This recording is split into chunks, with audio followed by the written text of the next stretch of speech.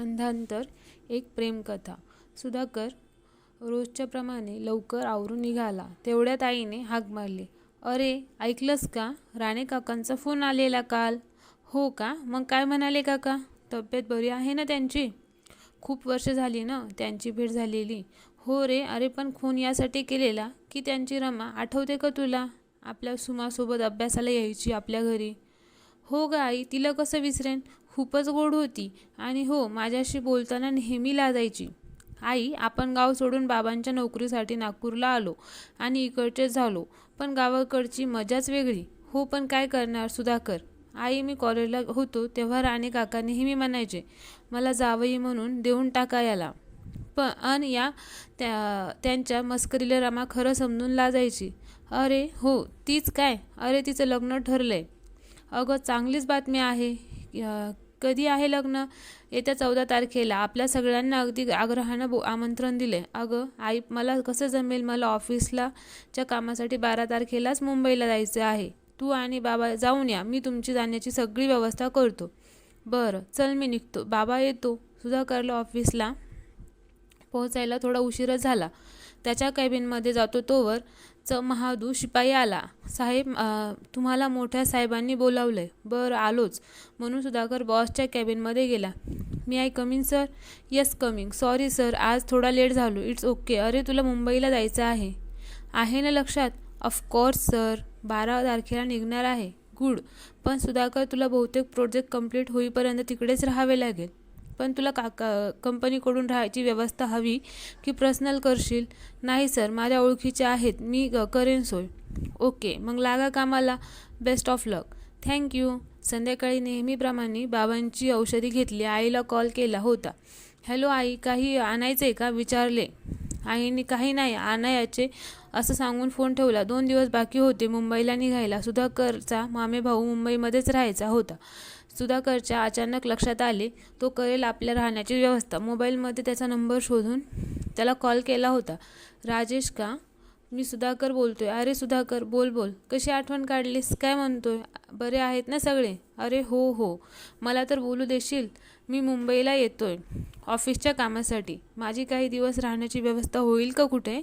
सध्या कुठे म्हणून काय विचारतो? आपलं घर आहे ना. दुसरीकडे कशाला सोय हवी? अरे तसं नाही. ऑफिसचं काम किती दिवस चालेल माहीत नाही. उगीच तुला त्रास नको. राजेश, बरं आहेत. ओळखीचे बाबांच्या त्यांच्या फ्लॅट सध्या खालीच असतो. तो गावीच राहतात. विचारून कळवतो सकाळी. बरं, चल बाय. भेटू आल्यावर. फोन ठेवला. आईबाबांच्या जाण्याची पण सोय केली. ट्रॅव्हल्सची तिकीट बुकिंग करून ठेवली.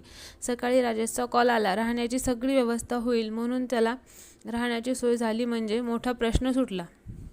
12 तारखेला सकाळीच आटोपून सुधाकर पहिल्या ट्रेनने मुंबईला निघाला. जवळपास आल्यावर राजेशला कॉल केला. राजेश, मी थोड्या वेळात पोहोचेल. तू स्टेशनलाच भेट. तिथून आपण सरळ मला राहायची सोय केली आहे तिथेच जाऊ. सुधाकर पोहोचायच्या अगोदर राजेश त्याची वाट बघत उभाच होता. भेटल्यावर राजेशने टॅक्सी बोलवली. दोघे टॅक्सीने रूमवर गेले. राजेश चावी घेऊन आलेला. दोघांनी सोसायटीत एंट्री केली. तसं सुधाकर म्हणाला, सोसायटी तर खूपच छान आहे. 3ऱ्या मजल्यावर पोहोचली. राजेशने दरवाजा उघडला. दोघे आत गेले. सुधाकर म्हणाला, घर अगदीच छान आहे. सध्या कुणी राहत नाही असं वाटत नाही. बोलत चाव्या बॅगा बेडरूममध्ये ठेवल्या आणि फ्रेश होऊन बाहेर आला. तसंच राजेश म्हणाला, चल मी जातो. तुला काही लागेल तर सरळ मला कॉल करायचा. ओके बाबा, थँक्यू. तुझ्यामुळे छान सोय झाली माझी. बाय म्हणून राजेश निघाला. प्रवास करून थकल्यामुळे सुधाकर बेडवर पडला. कधी डोळा लागला समजलंच नाही. जाग आली तेव्हा खिडकीतून बाहेर लक्ष गेलं. अंधार दिसला. घड्याळ पाहिलं तर 7 वाजून गेलेल्या. उठून लाईट चालू केली. फ्रेश होऊन खाली निघाला. जवळपास जेवणासाठी मेसची सोय आहे का पाहावं म्हणून जवळ नाही कुठेच दिसली. मग हॉटेलमध्ये जेवायचं ठरवले. जेवणाची ऑर्डर देऊन घरी जायला कॉल केला. व्यवस्थित पोहोचलो वगैरे असं बोलून झालं. आम्ही उद्या सकाळीच निघा. जरा लवकर म्हणजे गाडीच्या वेळेत पोहोचाल. पोहोचल्यावर मला कॉल करायचा विसरू नका. बाबांना पण सांग. औषधी सगळी सोबत घ्या. थंडी आहे. गरम कपडे घेऊन जा. गावी खूप थंडी असते. काळजी घ्या. आई पण तिकडून ते सांगत होती. बोलून झालं तोपर्यंत जेवण आलं. जेवण करून परत रूमवर आला. उद्याच्या प्रोजेक्ट मीटिंगचं प्रिपरेशन लॅपटॉपवर करून सुधाकर झोपला. सकाळी रोजच्या रुटीनप्रमाणे आवराआवर करून ऑफिसला निघाला. जाताना कुठेतरी नाश्ता करून म्हणून खाली जाताना दुसऱ्या मजल्यावर 50शीच्या वयाच्या काकू भेटल्या. ओळख नव्हतीच, त्यामुळे फक्त स्माईल दिली.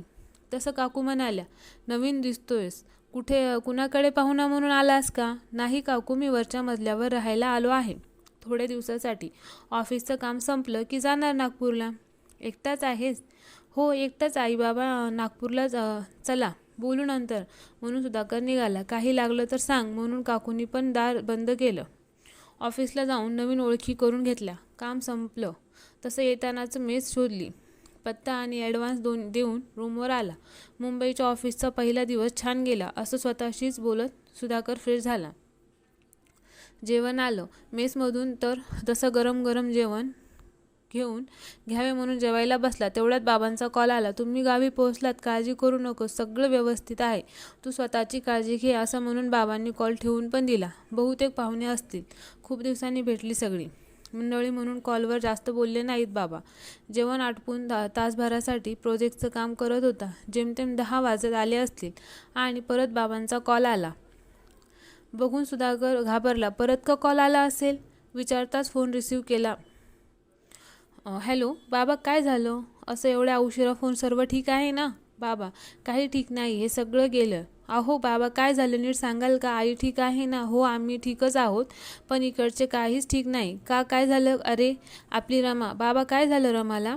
अरे हळद समारंभ पार पडला आणि ती तिच्या खोलीत गेली आणि 10 मिनिट झाली असतील तोवर तिच्या रूमला आग लागली. ती एकटी होती रूममध्ये. रमा कशी आहे बाबा आता? हॉस्पिटलला नेलं आहे, 90% भाजली आहे असं डॉक्टर म्हणालेत. वाचण्याची शक्यता कमी आहे. हे काय होऊन बसलं बाबा? बाकी सगळे ठीक आहेत ना? बाबा, ठीक आहे सगळे. मी निघू का बाबा गावाकडे? नको, तू येऊन काय करशील? आम्ही आहोत सगळे, काळजी घ्या बाबा, मला कळवा तसं काही असेल तर. हो कळवतो, चल ठेवतो फोन. कट झाला. सुधाकर शांतच बसला. त्याला अगोदरची रमा समोर दिसायला लागली. त्याच्यापेक्षा 3-4 वर्षांनी लहान होती. रमा आणि सुधाकरची बहीण सुमासोबतच शाळेत होत्या. तेव्हा खूप सुंदर दिसायची, पण मी पाहिलेली खूप वर्ष झाली. आता तर खूपच सुंदर दिसत असेल. का घडलं असेल तिच्यासोबत? देवा लवकर बरं कर तिला म्हणून सुधाकरनं हात जोडून देवाला नमस्कार केला.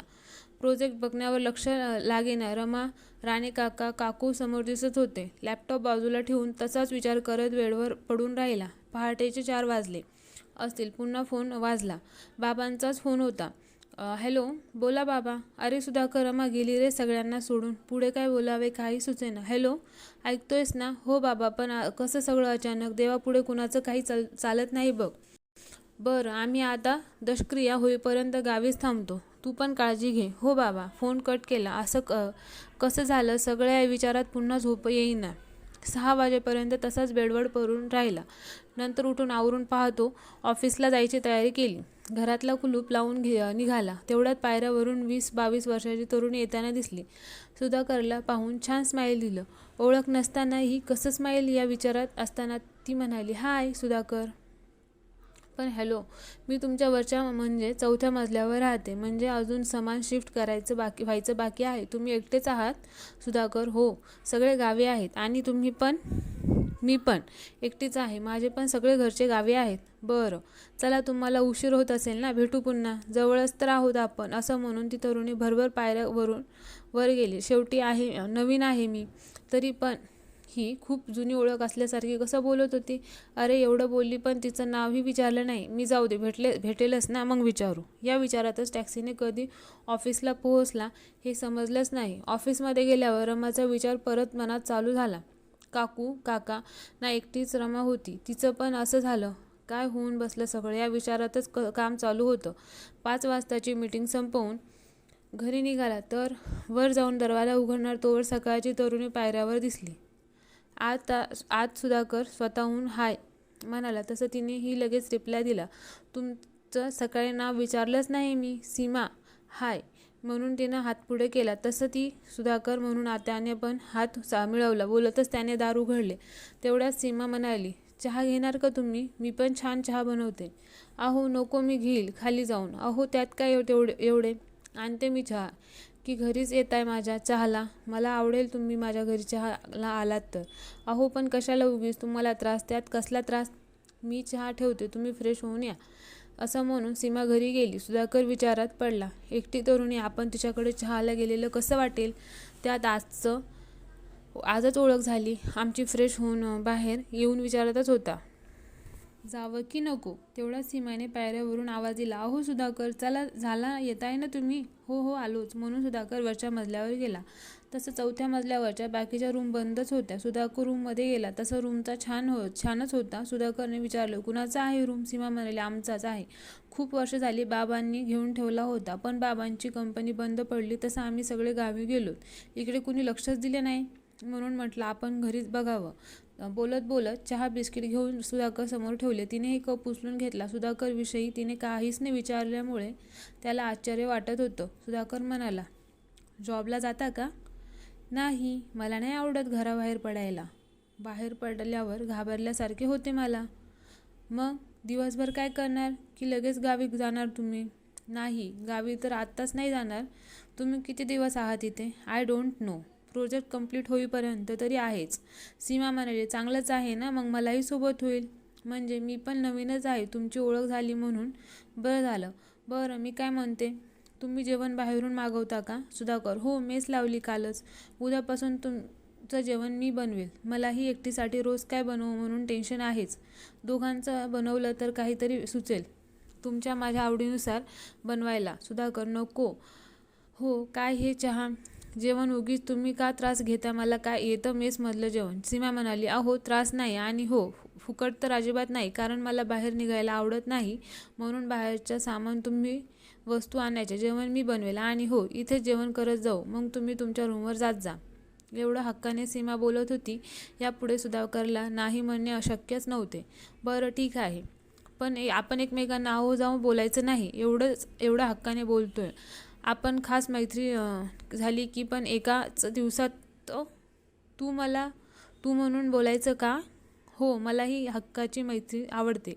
मी निघतो, जेवण येईल. रात्री पण झोप नाही. आज जरा लवकर झोपेन म्हणतो. रात्री का झोप नाही? नवीन ठिकाण म्हणून नाही, ते आमचे गावी वडिलांचे मित्र आहेत. त्यांच्या मुलीच्या लग्नाला आई बाबा गेलेत, पण तिकडे एक अपघात झाला. हळदी दिवशीच काकांच्या मुलगी म्हणजे नवरीचा मृत्यू झाला.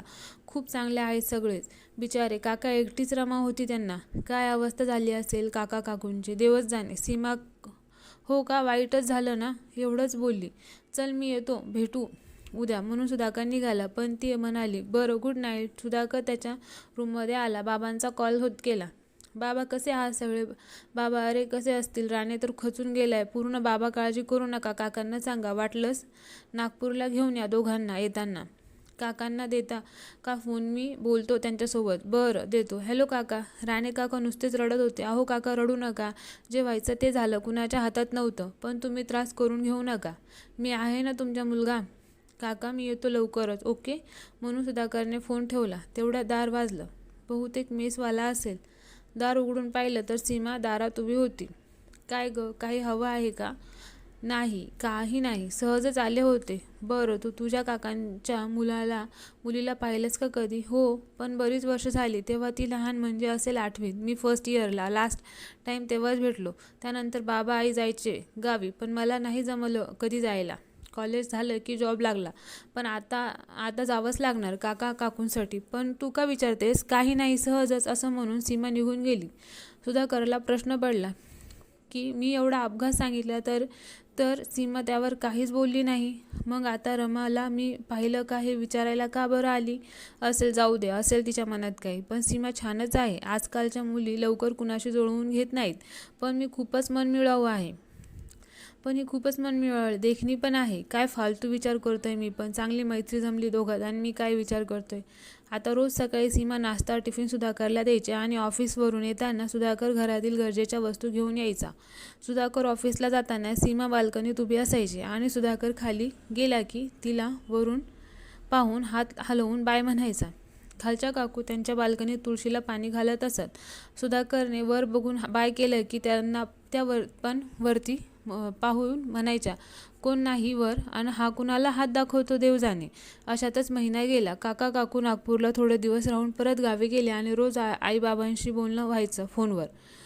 प्रोजेक्ट कंप्लीट झालं तसं नागपूर ऑफिसला बॉसला मेल करून सर्व माहिती दिली. दुसऱ्या दिवशी सकाळीच बॉसला फोन आला. बॉस, अभिनंदन सुधाकर, तुझ्या काल पाठवलेल्या प्रोजेक्टचं डील फायनल झालं. Sudhakar, thank you sir. बॉस असे, अरे अजून एक गुड न्यूज आहे तुझ्यासाठी. अजून काय सर? अरे तुझं प्रमोशन झालं आणि आता ज्या मुंबईच्या ऑफिसमध्ये तुझा ट्रान्सफर पण झाला आहे, तर तुला आता पुढेही तिकडेच राहून काम करायचं आहे. Okay sir, thank you very much. Good news घरी फोन करून सांगितले. आईबाबा पण खुश झाले. आता ज्या घरात राहत होता तिकडेच राहण्याचा निर्णय त्याने घेतला. आता कायमस्वरूपी राहायचे म्हणजे फुकट नको, म्हणून त्याने राकेशला भेटून सांगितले. राकेशने पण अभिनंदन केले आणि जे तुला भाडं द्यायचं असेल ते ठरवून दे असं म्हणाला. सीमाला सांगावी का बातमी असा विचार करत घरी निघाला. दारात पोहोचणार तेवढ्या सीमा खाली आली. चल, तुझ्यासाठी खीर बनवली आहे मी. कोणत्या खुशीत खीर? अरे बातमी गोड असेल तर खायला पण गोडचं हवं ना. तुला कसं माहीत गोड बातमी आहे म्हणून? अरे ते तुझ्या चेहऱ्यावर दिसत आहे. बरं चल, खीर थंड होईल. कधी कधी सीमा जे वागायची ते सुधाकरसाठी अनपेक्षित असायचं. असंच दोघांचं चालू होतं आणि दोघे एकमेकांच्या प्रेमात कधी पडले दोघांनाही समजलं नाही. सीमा दिसायला खूपच सुंदर होती. तिच्या सुंदरतेत नावाप्रमाणेच काहीच सीमा नव्हती. 6-7 महिने उलटून गेले. घरी कसं सांगावं, आत्ताच नको, बघू नंतर, असं सुधाकर विचारात करत होता. एक दिवस बाबांचा फोन आला. तुझ्या लग्नासाठी आम्ही मुलगी पाहतोय. आपल्या नातलगातली आहे एक, तू पण बघून घे, म्हणजे आम्हाला बोलणीसाठी. बरं. सुधाकरला काय बोलावं कळेना. सीमा बद्दल सांगावं का बाबांना? समजून घेतील का ते? अरे बोलशील का काही? समोरून बाबांचा आवाज आला. तसं धाडस करून सुधाकर म्हणाला, बाबा, माझं एका मुलीवर प्रेम आहे. खूप सुंदर, सुशील आहे. तुम्ही पण तिला पाहून पसंत कराल. सॉरी बाबा, मी निर्णय तुम्हाला न सांगता घेतला. अरे आम्हाला पण असंच काही वाटत होतं तुझ्याबद्दल, म्हणूनच लग्नाचा विषय काढला. म्हणजे ओ बाबा, म्हणजे हल्ली तुझं फोन करणं खूप कमी झालंय. तुझ्या आईला शंका आली कुठल्या मुलीला तरी प्रेमात नाही ना पडला, म्हणून आम्ही सहजच लग्नाचा विषय काढला आणि तुझ्या आईंची शंका खरी ठरली. बरं, कधी भेटवतोस आमच्या होणाऱ्या सुनबाईला? काय बाबा, तुम्ही पण विचार करून सांगतो, असं म्हणून लाजून सुधाकरने फोन ठेवला. तसाच उठून सीमाकडे गेला. सीमा, गोड बातमी सांगायची तुला. काय आहे गोड बातमी? बाबांनी तुला भेटायला घेऊन यायला सांगितलं आहे. आपल्याबद्दल मी त्यांना सर्व सांगितलं. ते आपल्या लग्नाला तयार आहेत. सीमा खुश होण्याऐवजी नाराज दिसत होती. का गं, तुला न्यूज ऐकून आनंद नाही का झाला? तसं नाही, पण मी कधी लग्नाचा विचार केला नाही. मग आत्ता कर. तुझं माझ्यावर प्रेम आहे ना? अरे हे काय विचारणं झालं का? 7 जन्म प्रेम करते मी तुझ्यावर. मी बरं बाई, तू विचार करायला जेवढा वेळ हवाय तेवढा घे. मी बोलेल घरच्यांशी. ठीक आहे. आता दोघे अगदी मनमोकळीपणे राहत होते. अगदी एकमेकांसाठीच आहेत दोघे. असंच दोघांच्या ओळखीला आणि प्रेमाला 1 वर्ष होत आली. सीमाकडून लग्नाचा काहीच विषय नसायचा. सुधाकरला वाटे बहुतेक घरचेच तयार नसतील तिच्या म्हणून तोही कधी विचारून तिला डिस्टर्ब करत नसे. एक दिवस आईचा फोन आला. हा बोल. आई, कशी आहेस? मी बरे आहे. तू कसा आहेस? आणि आमची होणारी सून कशी आहे? हो आई, आम्ही दोघं पण चांगले आहोत. मी काय म्हणते सुधाकर, तू येत्या पौर्णिमेला इकडे येतोस का? का गं, काही खास आहे का? आई, हो खासच आहे. आपल्या रमाला जाऊन वर्ष होतंय. तर तिचं प्रथम वर्ष श्राद्ध आहे. पौर्णिमेला तू कोणत्याच विधीला नव्हतास, म्हणून आता तू आलास तर बरं होईल. राणे भाऊजींना बरं पण वाटेल आणि येताना दोघे पण या. तुमच्या लग्नाचं पण फिक्स करून टाकू. बरं आई, नक्की येतो. तू नको काळजी करू. काका पण मला बाबांनापेक्षा कमी नाहीत. आता त्यांना बघण्याची जिम्मेदारी माझीच न बोलून झालं. फोन ठेवला. तसं कॅलेंडरकडे पाहिलं तर फक्त 4 दिवसांवर पौर्णिमा होती.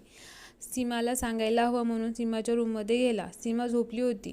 अगं गरम होतं. सीमा, काय झालं, झोपलीस का? अरे काही नाही, थोडी कणकणी आली, बाकी काही नाही. चल डॉक्टरकडे जाऊ. नको, आता थोड्या वेळात बरं वाटेल. थांब, मी मेडिसिनमधून गोळ्या घेऊन येतो. म्हणून सुधाकर बाहेर जाताना मेडिकलमधून गोळ्या घेतल्या. घरी आला, सीमाला गोळी दिली. चहा बनवून देतो म्हणाला, पण सीमा नको म्हणाली.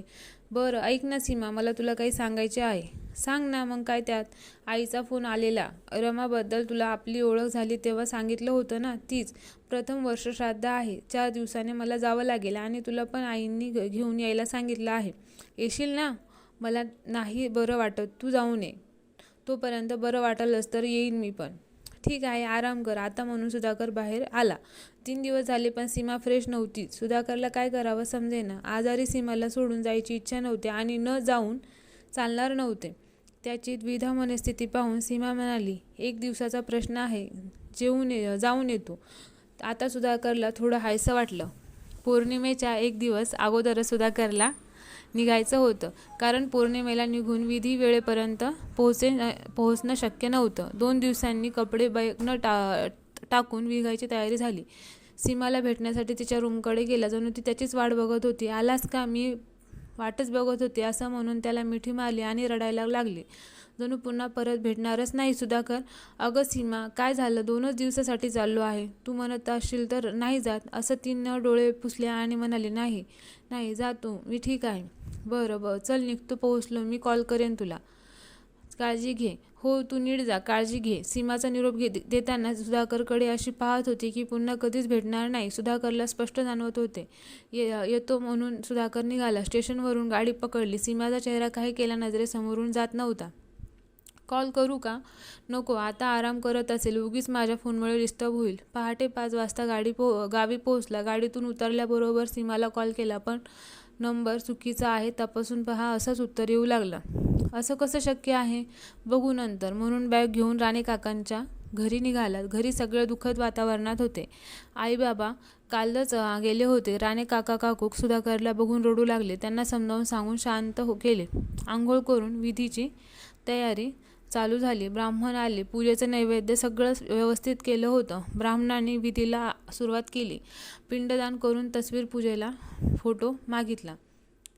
काकू फोटो घेऊन आल्या. सुधाकर पुढे बसला होता. त्याच्या हातात दिला. सुधाकरने फोटोवरील पेपर काढताच ब्राह्मणाकडे देण्यासाठी फोटो सरळ केला. आणि काय, एका क्षणात सुधाकरला चक्कर घाम सुटला. फोटोमधील तरुणी दुसरी तिसरी कुणी नसून सीमा होती. हे कसं शक्य आहे, असं तोंडून बाहेर निघाले. तसे बाजूला बसलेले बाबा म्हणाले, शक्य नव्हतं तेच झालं काय करणार, नशिबापुढे कुणाचे काही चालत नाही. तेवढ्यातच उठून सुधाकर बाजूला जाऊन सीमाला कॉल करू लागला, पण काहीच उपयोग नव्हता. नंबर लागतच नव्हता. काही सुचत नव्हतं. मग थोडं शांत डोक्याने विचार केला की सेम दिसणारी व्यक्ती असतात म्हणे, तसेच काही असेल. रमा आणि सीमा सारख्याच दिसत असतील. मनाची उगीच समजूत घालून परत विधीला येऊन बसला, पण मनात वेगळंच चालू होतं.